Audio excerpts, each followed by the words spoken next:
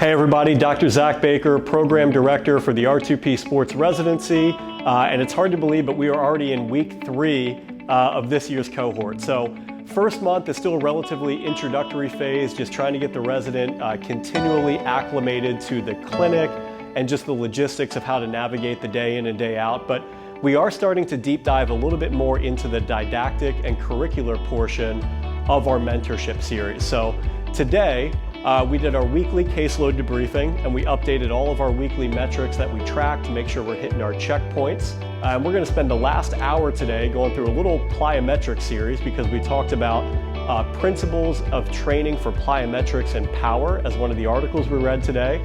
So Sam's going to go through a short coupling and a long coupling 2-minute plyometric circuit. And then we're going to finish up on the table and I'm going to review with her just a couple of easy entry-level manual therapy techniques to help restore range of motion at the knee and ankle during that acute phase of rehab if you have some sort of soft tissue limitation.